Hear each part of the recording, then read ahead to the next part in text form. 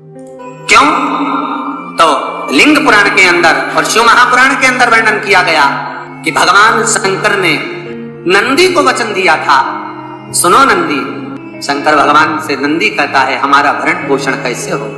शंकर भगवान कहते हैं नंदी मेरे शिवलिंग पर, यदि कई लोगों को थोड़ा ध्यान दीजिएगा, बहुत कथा पर बहुत ध्यान देना, शिव महापुराण की कथा है, बार बार ऐसी कथा नहीं मिल सकती आपको। सुनोगे आप अपनी जगह पर, बहुत पक्का है, बहुत प्रेम से बांचते हैं, पर जो कथा रस तत्व से आपको मिल जाए उसको ले लीजिए।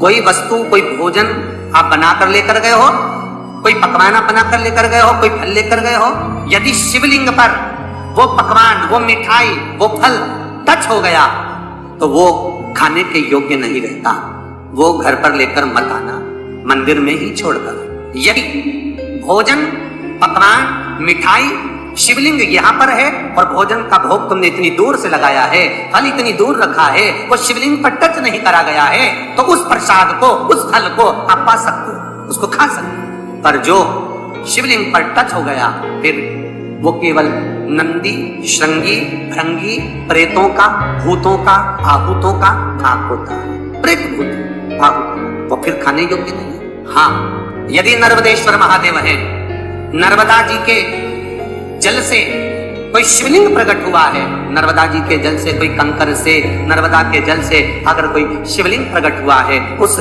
शिवलिंग की स्थापना कहीं पर है या आपके घर में है, तो उसको कुछ भी टच हो जाए वो पा सकते हो, पर बाकी के शिवलिंग को स्पर्श किया हुआ नहीं पा सकते। केवल एक नर्मदेश्वर महादेव नर्मदा के जल से प्रकट।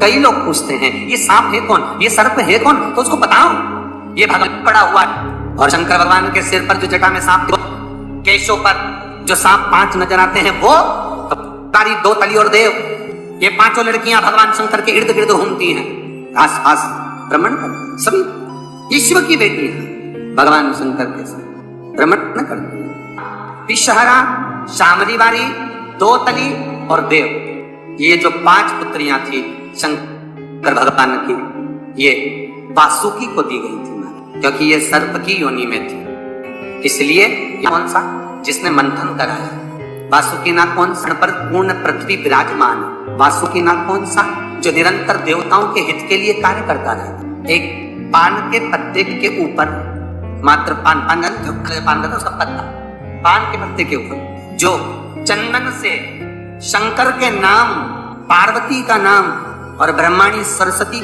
शिव को समर्पित कर दे, उसकी भी बताइए, बड़ी सुंदर है। जब योग पड़े, रवि पुष्य नक्षत्र हो, पुष्य योग पड़े, उस समय पान के पत्ते पर चंदन से पार्वती और सरस्वती का स्मरण कर कर जो शिवलिंग के ऊपर उस पान के पत्ते को चढ़ाकर 5 बेलपत्र, 3 समी पत्र समर्पित कर देते हैं, उस बच्चे से चढ़वा देते हैं, वो बच्चा कभी पढ़ने में कमजोर नहीं होता, विद्या में पढ़ता ही पढ़ता है। पलटकर माँ बाप को देखना ही नहीं पड़ेगा, बच्चे को कभी भी माँ को कहीं पढ़ने में, वो खुद पढ़ेगा, रुचि से पढ़े। 5 बेलपत्र, 3 समी समर्पित कर दे, भगवान शंकर का स्मरण करें और उस बच्चे को प्रणाम करवा कर वापिस लेकर आए, बच्चा विद्या में प्रबल होता है। विद्या प्रकट भगवान शिव देने वाला है।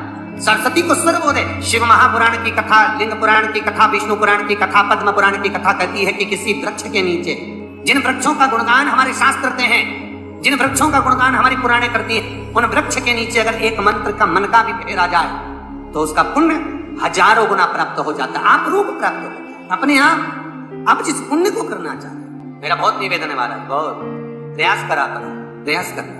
अगर हाथ के मनके की माला भी नहीं और किसी पीपल के पेड़ के नीचे 15 मिनट बैठने का मौका मिल गया, वृक्ष के नीचे 5 मिनट, किसी आंवले के वृक्ष के नीचे 5 मिनट बैठे हो, ओम नमो नारायण का मंत्र का स्मरण कर लो, ओम नमो भगवते वासुदेवाय का जाप कर लो, बस उसका फल 54 गुना 1000 गुना